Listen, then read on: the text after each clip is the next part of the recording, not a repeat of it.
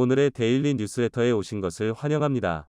1. 한국 신기술 공개하자 시진핑 멘붕. 2. 한국 놔두면 큰일. 3. 지구에서는 구할 수 없는 꿈의 금속. 한번 진실을 알아봅시다. 미국이 반도체 수출을 봉쇄하자 중국은 히토류 카드를 꺼내들어 관련국이 크게 긴장하고 있다.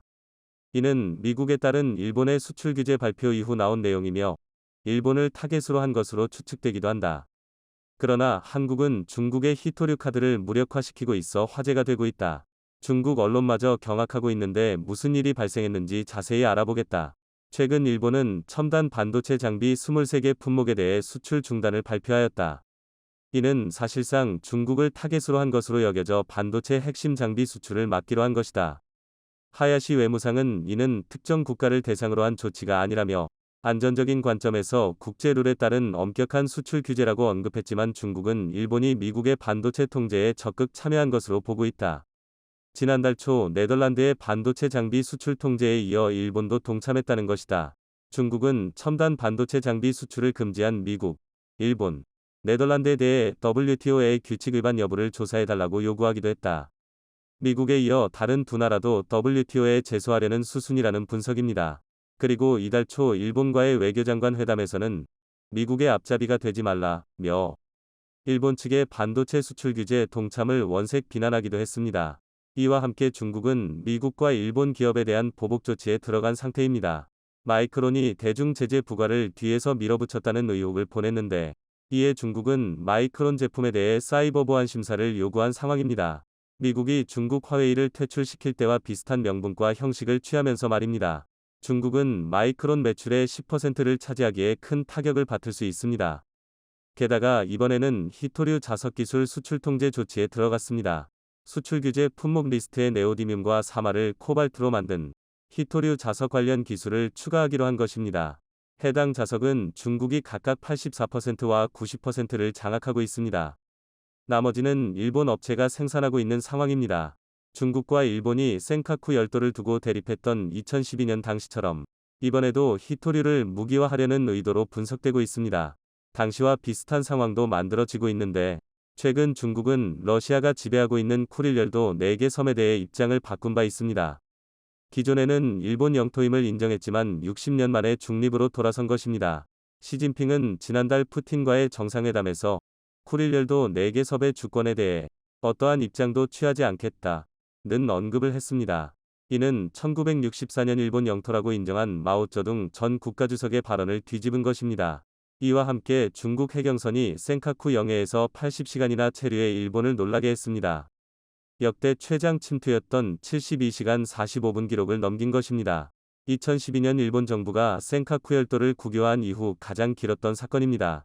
이런 대립 자체가 2012년 센카쿠 열도 분쟁으로 중국이 히토류 카드를 꺼냈을 때의 상황을 재현하려는 것 아니냐는 분석이 나오고 있습니다.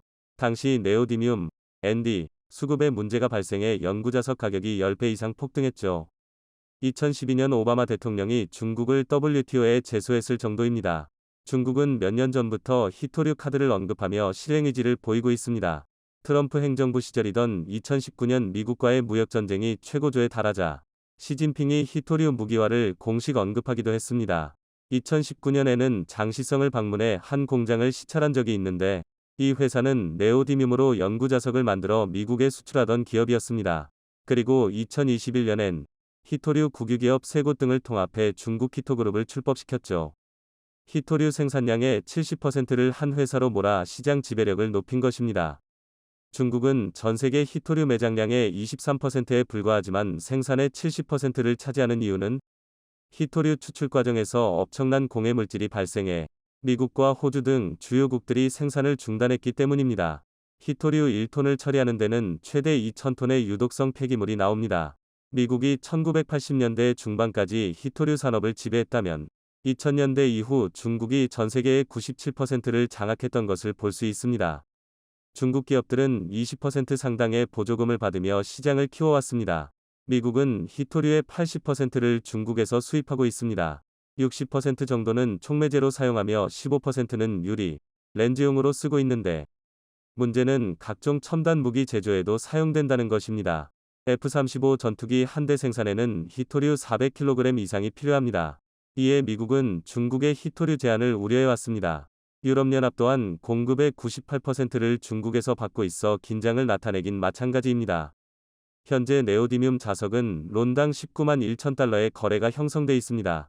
중국의 히토류 카드로 사상 최고치 가격을 경신했던 상황입니다.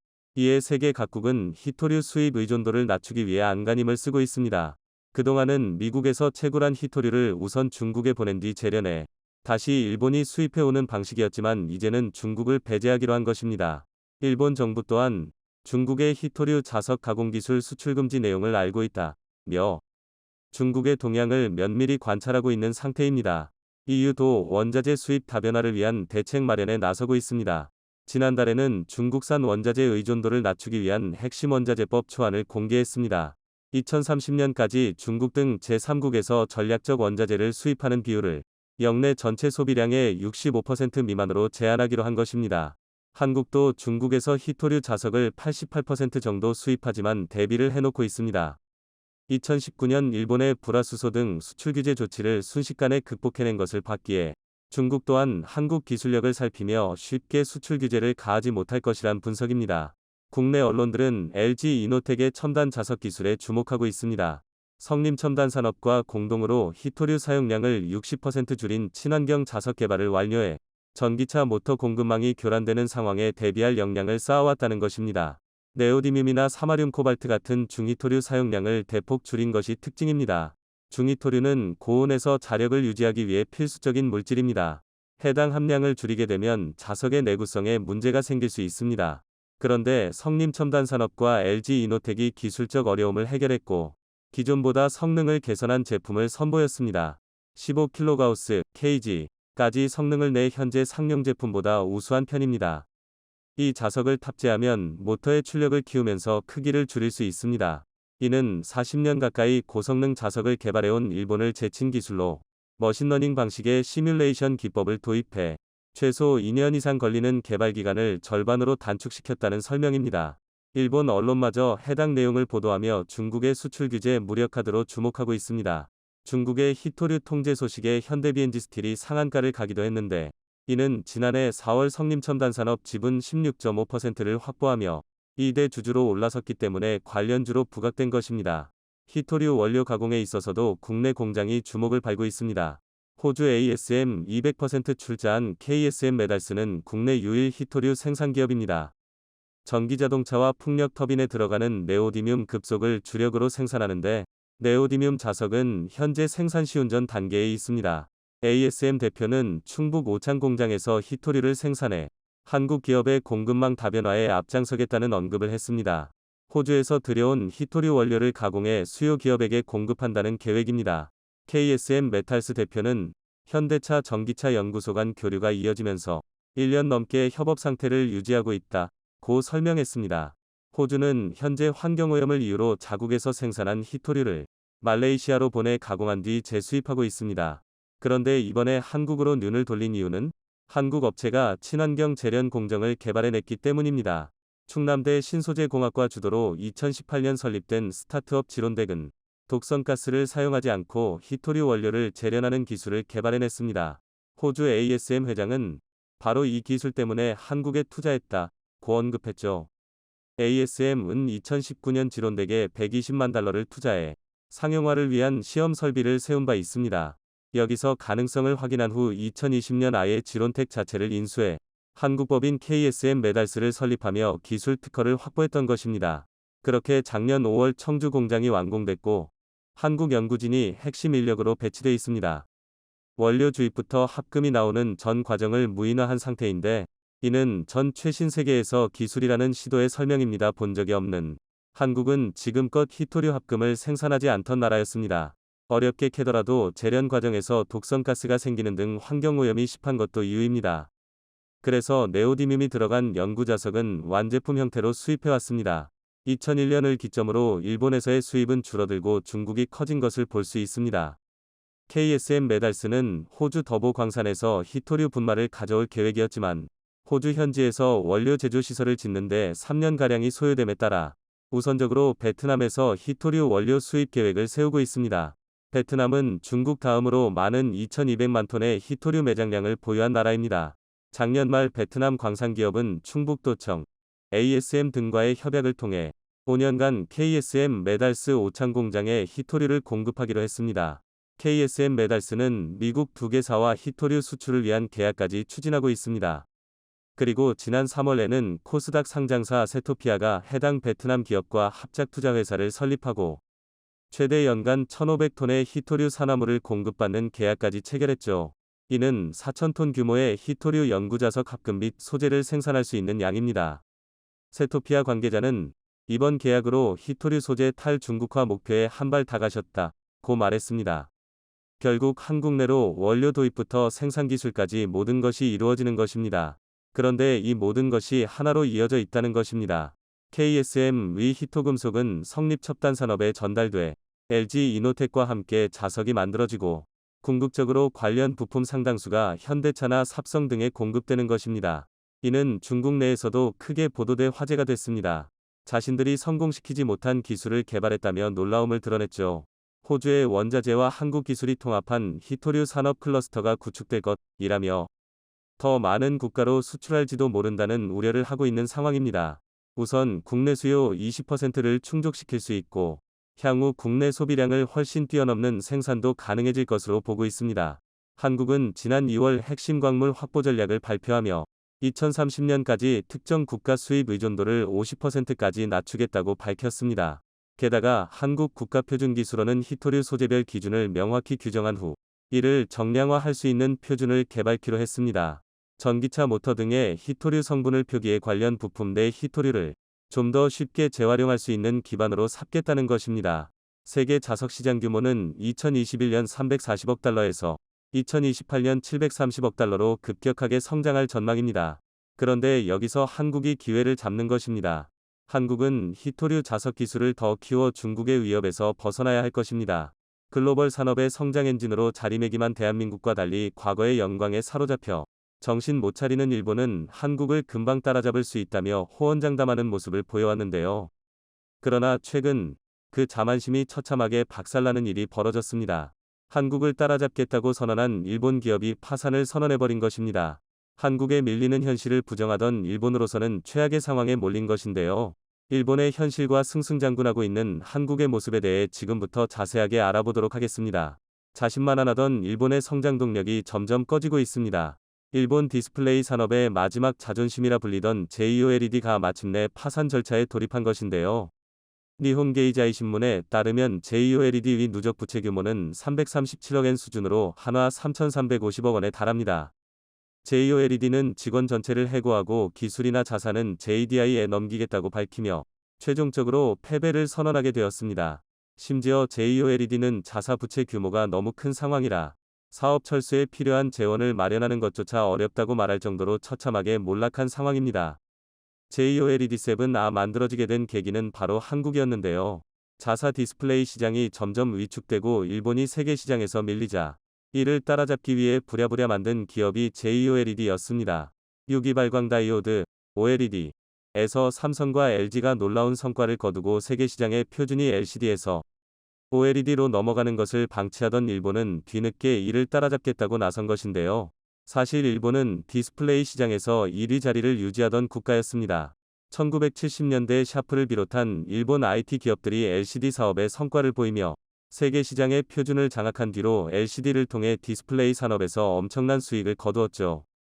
계산기용 액정을 비롯해 다양한 LCD 패널을 생산하면서 1998년도에는 세계 디스플레이 시장에서 80% 점유율을 일본 혼자서 차지할 정도로 막강했습니다. 그러나 이 영광이 계속될 것이라고 자만했던 일본은 LCD 시장에서 기술을 더욱 강화하는 것에만 집착했고 그 뒤를 무섭게 추격하던 한국과 대만의 발전을 무시했습니다. 특히 한국을 우습게 보면서 절대 따라잡을 수 없을 것이라 호언장담했죠. 하지만 한국은 무서운 속도로 일본을 따라잡으면서 LCD 시장에서 점점 비중을 높여갔으며 새로운 시장인 OLED에 투자하는 것도 서슴지 않았는데요. 당시 일본에서는 OLED 투자는 모험이라고 말하며 투자를 꺼렸습니다. 반면 한국은 이 시장의 가능성을 보고 과감하게 투자를 한 것이죠. 그리고 이 베팅은 한국에게 엄청난 부를 가져다 주었습니다. OLED 시장이 무섭도록 성장하면서 이 기술에 일찍 투자한 한국은 이를 발판으로 세계 디스플레이 시장의 1인자가 될 수 있었죠. 이에 경각심을 느낀 일본은 제2OLED를 만들어 한국을 따라잡겠다고 선언하고 OLED 방식의 혁신을 일으키겠다고 말하며 잉크젯 프린팅 방식을 도입했습니다. 기존 OLED 디스플레이 제작 방식은 OLED 소자를 진공 상태에서 뿌려 기판에 입히는 증착 방식이 주류입니다. 그러나 일본은 소자를 잉크젯 프린터처럼 기판 위에 인쇄하는 잉크젯 프린팅 방식을 사용하겠다고 선언했습니다. 고난도의 기술이지만 증착 방식에 비해 제조 공정이 단순해 생산 비용을 줄일 수 있다는 장점을 가진 기술이었습니다. 한국의 양적 성장을 따라잡기 위해 생산 단가를 절감해야 했던 일본의 승부수였죠. 그러나 OLED 기술을 이제 막 시작한 일본에게는 무리였습니다.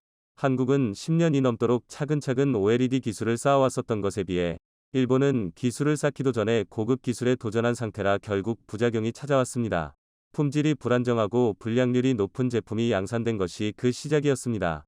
OLED 디스플레이에서 기술력을 상징하는 TV용 대형 패널 생산에서도 개발력에 한계가 있어 얇고 넓은 디스플레이 생산을 할 수 없었습니다. 2030인치 모니터용 OLED 패널 제품이 일본의 최대 크기 제품이었죠. 한국과의 경쟁을 위해 제2OLED는 부족한 기술을 붙잡고 기술 개량은 물론 생산 단가를 낮추기 위한 실험을 거듭했습니다.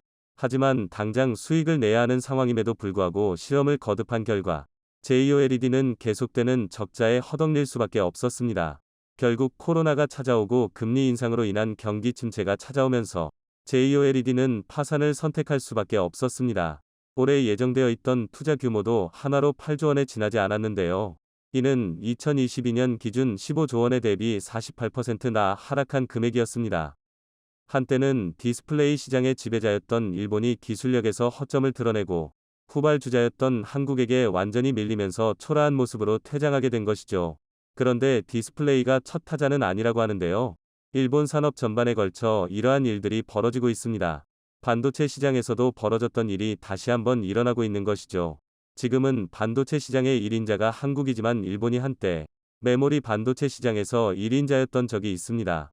1980년대 기점으로 DRAM 반도체 시장에서 일본이 반도체 시장의 80%를 장악했던 적도 있는데요.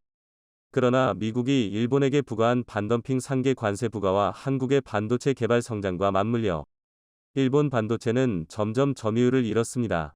이후 1992년 삼성전자가 64메가비트 DRAM 세계 최초 개발을 성공하면서 세계 최대 메모리 반도체 기업 타이틀은 삼성전자가 지금까지도 유지하고 있습니다. 일본은 한국이 치고 올라오는 것을 막기 위해 히노마루 연합을 생각했습니다. NEC와 히타치 제작소 등 일본 메모리 반도체 기업들이 합작해 엘피다 메모리 주식회사를 세우고 한국에 대항하기로 결정한 것이죠. 그리스어로 희망의 뜻을 지닌 이 회사는 세계 3위의 점유율을 자랑했습니다. 삼성전자와 SK하이닉스에 이어 세계 3위의 점유율을 기록했었죠. 그러나 2008년 세계 금융위기와 더불어 기술력의 한계와 2011년 도호쿠 대지진의 여파로 인해 회사가 휘청거리더니 결국 미국 마이크론 테크놀로지가 엘피다 메모리를 인수하며 일본은 굴욕적인 패배를 맛봐야 했습니다. 사실상 한국과의 경쟁에서 밀린 일본은 그럼에도 불구하고 포기하지 않고 똑같은 전략과 방식을 답습하며 이번에는 비메모리 반도체 시장에서 라피더스를 설립했습니다. 2022년 11월 토요타, 소니, 소프트뱅크를 비롯한 일본 주요 대기업 8곳이 차세대 반도체를 개발 및 생산하는 법인 라피더스를 만들어 한국에 대항하겠다고 한 것인데요. 각 기업들이 70억 엔을 투자하고 일본 정부도 700억 엔을 투자하며 일본에 사활을 건 기업이 생겨난 것이죠. 이 기업은 이 나노로 대표되는 최첨단 반도체를 생산하겠다고 밝히며 삼성전자와 TSMC를 추월해 초격차를 이루겠다는 야심을 드러냈습니다. 이 나노 반도체는 회로폭이 2나노인 최첨단 반도체로 현재 비메모리 반도체 시장에서 시장을 양분하고 있는 TSMC와 삼성전자도 아직 이 나노 반도체에 대해서는 쉽사리 말을 꺼내지 않고 3나노 반도체 수율 안정화를 위해 기술력을 집중하고 있는 현실인데 비메모리 반도체 시장에서 성과도 없는 일본 기업인 라피더스가 이들을 바로 따라잡겠다고 말하며 호언장담을 한 것입니다. 현재 이들이 계산했을 때 후발주자인 라피더스가 필요한 예산의 규모는 약 5조 엔으로 한화로 환산하면 47조 원에 달하는 엄청난 금액이 투입되어야 합니다. 이들이 후발주자임에도 불구하고 기술력에서 자신감을 드러낸 이유는 바로 미국 IBM의 존재 때문인데요. IBM과 라피더스는 첨단 반도체 공동 연구에 손을 잡고 IBM은 기술자 육성과 판매처 개척에 도움을 주겠다고 언론을 통해 밝혔던 적이 있습니다. 미국의 힘을 받아 일본 반도체의 영광을 재현하겠다는 것인데요.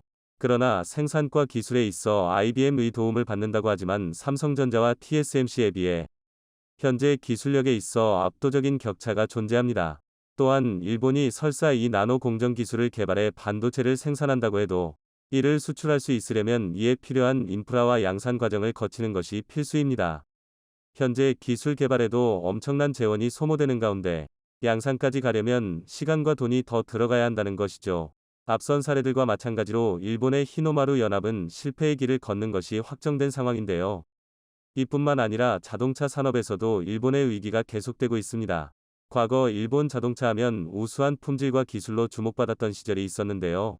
그러나 지금 2023년 기준으로 일본 대표 기업인 토요타는 GM의 미국 시장 1위를 뺏겼고 혼다와 닛산 역시 2021년 판매량이 2040%나 감소하는 수모를 겪었습니다.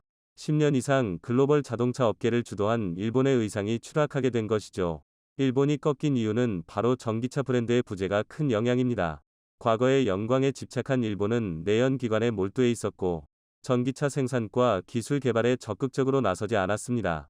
반면 다른 기업들은 전기차 개발에 뛰어들었고 이게 시장에 반영된 것이죠.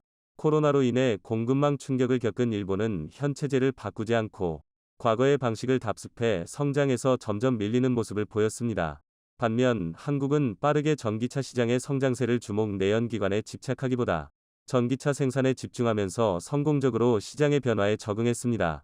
실제로 현재 전기차 시장의 1인자인 테슬라도 현대를 비롯한 한국 자동차 기업에 주목하는 모습을 보였습니다. 테슬라 CEO 일론 머스크도 한국이 잘하고 있다고 말할 정도로 전기차 시장에서 빠른 성장을 보이고 있죠. 콧대 높은 롤스로이스도 전기차 시장의 테스트베드로 한국을 선정하고 아시아 최초로 순수 전기차 모델인 스펙터를 선보이겠다고 말했는데요. 롤스로이스 CEO가 인터뷰를 통해 한국 시장의 성공은 세계 시장의 성공이라 할 수 있다며 한국 시장의 잠재력에 주목하고 있다고 말할 정도였습니다. 변화에 빠르게 적용하고 이를 기반으로 성장하는 한국과 달리 과거의 방식을 따라 새로운 것을 추구하지 않는 일본의 몰락은 어쩌면 당연한 일일지도 모르겠습니다. 아마존과 같은 무성한 밀림, 푸른 바다와 그 한복판에 놓여 있는 무수한 섬들, 호흡기를 착용하지 않으면 숨조차 쉴 수 없는 위험한 공기. 13년 만에 또 한 번 1000만 관객 돌파를 눈앞에 둔 영화 아바타의 배경입니다. 영화 속 미래 인류는 지구 에너지 고갈 문제를 해결하기 위해 약 4광년 떨어진 판도라 행성으로 진출하는데 이렇게 까마득히 먼 행성까지 진출한 이유는 지구에서는 존재하지 않는 희귀 자원인 어너브테이늄을 채취 지구로 가져오기 위함입니다. 어놉테늄, 이 작은 회색 돌멩이가 1kg에 2천만 달러에 팔린다니까요. 1kg에 한국 돈 240억 파리 광물이라면 인간이 죽음을 무릅쓰고 날아갈 법도 하다는 생각이 듭니다. 아바타 속에 등장하는 어놉테늄이라는 광물은 소설이나 SF 영화에 등장하는 가상의 물질이자 금속으로 획득하기 매우 어렵거나 설령 얻을 수 있다고 하더라도 이를 추출해내는 과정이 복잡하고 까다롭습니다.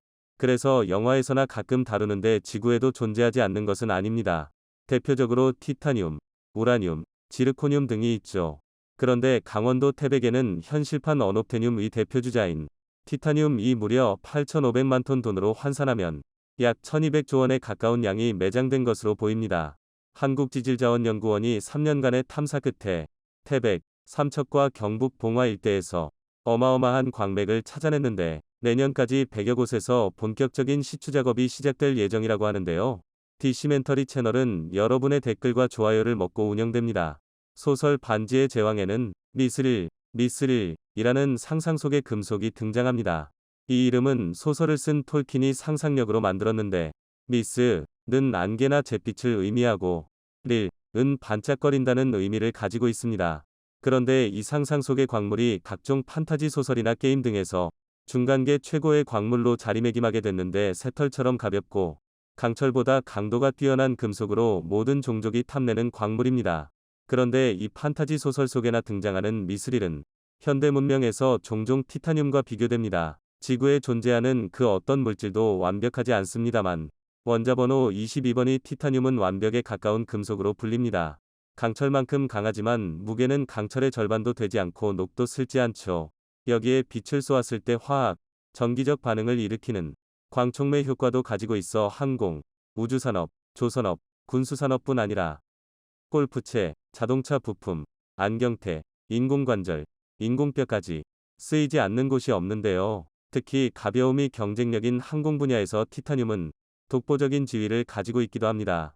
그런데 티타늄은 꿈의 광물이라는 이름에 어울리지 않게 흔한 광물입니다. 금속 중에서 지구의 4번 폐로 많이 매장되어 있고 일반 흙 속에도 쉽게 발견되죠.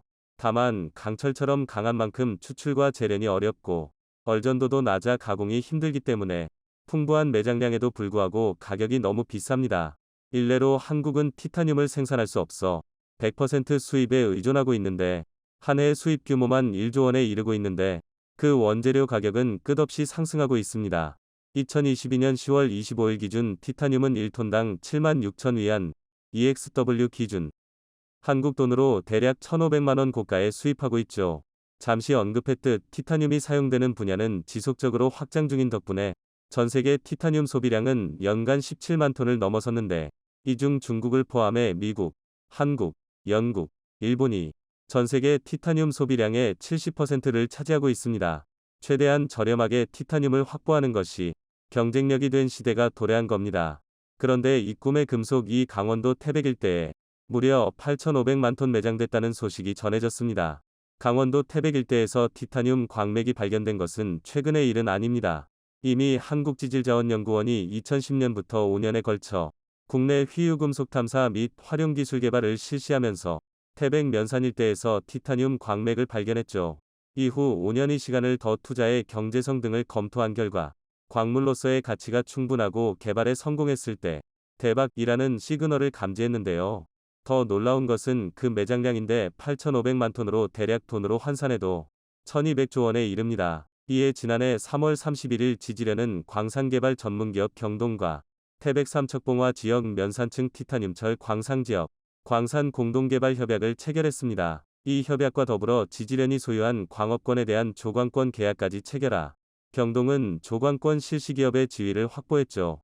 그런데 문제는 까다롭기로 소문난 티타늄 추출입니다. 티타늄 추출은 전 세계에서 미국과 러시아, 일본 등만이 보유하고 있었는데 한국도 2009년 6월 기술 개발에 성공했습니다.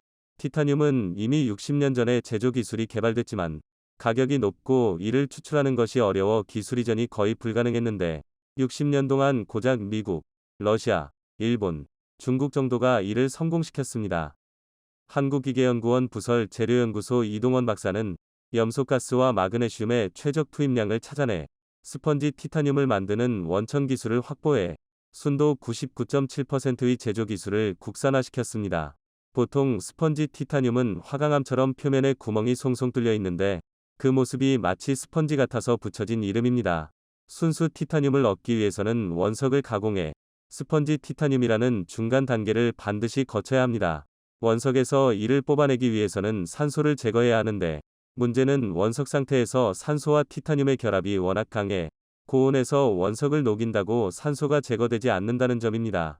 그래서 산소보다 티타늄과 더 잘 결합하는 대체 물질을 넣어야 하는데 그것이 바로 염소가스입니다. 다만 염소는 독성이 강해 다루는데 어려울 뿐 아니라 수백 도의 고온에서 만들어진 염소와 티타늄의 혼합 액체에서 염소만 분리할 때 사용되는 마그네슘은 폭발 위험성이 크죠. 그래서 염소가스와 마그네슘을 안전하게 다루는 것이 스펀지 티타늄 제조의 관건인데 이동원 박사가 최적의 투입량을 찾아 세계 5번 폐로 스펀지 티타늄 제조 기술을 국산화시켰습니다. 그리고 이 기술을 옥산 IMT라는 기업에 이전했습니다. 다만 2011년 국내 최초로 1톤 상당의 스펀지 티타늄 시제품을 제조한 후 관련 소식이 전해지지 않아 아쉬움이 남습니다. 한편 한국에서 티타늄 광맥이 발견된 것이 이번은 처음은 아닙니다. 지난 1996년에는 경남 하동에서 약 20억 톤으로 추정되는 티타늄 광맥이 확인됐었죠. 당시 충남대학교 지질학과 김원사, 정직원 교수팀은 1986년부터 경남 하동군에서 지질 및 광물 조사를 한 결과 추정 매장량 20억 톤에 이르는 세계 최대 규모 티타늄 광채를 발견했습니다. 지하 200m까지 시추 조사를 실시한 후 발표한 결과인데 이 규모는 캐나다 1억 8천만 톤, 노르웨이 1억 5천만 톤 등 당시까지 확인된 전 세계 매장량의 3배가 넘는 엄청난 규모였습니다. 다만 당시 통상산업부는 경남 하동 일대는 한국자원연구소가 지하 1600m까지 시추공 3개를 뚫어 조사한 결과 추정 매장량이 860만 톤에 불과하고 티타늄 함량이 4.04%에 그쳐 경제성이 떨어지는 것으로 평가됐다며 추가 시추나 개발이 없었던 것으로 보입니다. 만약 30년 전에 추진됐다면 현재 이와 관련하여 엄청난 연구개발이 이루어졌을 것이고 아마 지금처럼 전량 수입에 의존하지는 않았을 테니까요. 하지만 태백에서 발견된 티타늄은 다릅니다. 이미 2018년부터 한국지질자원연구원이 3년 동안 예비탐사를 벌여 태백 일대에서 2억 2천만 톤 규모의 티타늄 광맥을 확인한 바 있고 2022년 10월부터 시추 작업을 시작했습니다. 그리고 올해 10곳과 내년 90곳까지 총 100여 곳에서 국비 30억 원을 지원받아 본격적인 시추 작업이 시작되는데요. 2025년 하반기 광산 개발을 하는 것이 최종 목표인데 만약 광산으로 개발되어 티타늄을 추출하기 시작한다면 약 20조 원 규모의 전 세계 티타늄 시장에서 한국이 큰 파이를 가져오게 될 겁니다. 정부 역시 티타늄과 관련하여 본격적으로 연구개발을 시작할 것으로 보이는데요.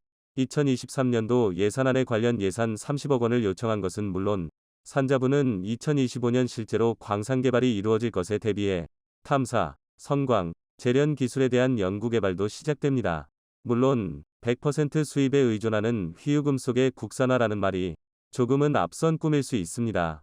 다만 그간 자원빈국으로만 알았던 한국 땅에 전 세계 전체 매장량의 3배 이상의 티타늄이 매장됐다는 조사 결과 경남 하동가 있었고 태백의 경우는 조광권자까지 지정해 100여 곳에서 시추가 시작된다는 것은 분명 의미 있는 행보입니다. 현재 태백시는 강한 기대감에 부풀어 올랐습니다.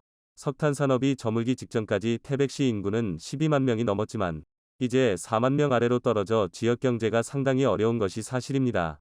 티타늄 광산 개발로 저물었던 태백시 경제가 다시 살아나고 현재 지역 특성에 맞게 조성 중인 광물자원 특화 산업단지까지 완성된다면 1980년대의 영광을 다시 찾을 수 있을지도 모릅니다. 전국 도시 곳곳이 활성화되고 지역 경제가 살아나야 모두가 잘 사는 대한민국이 되지 않을까요?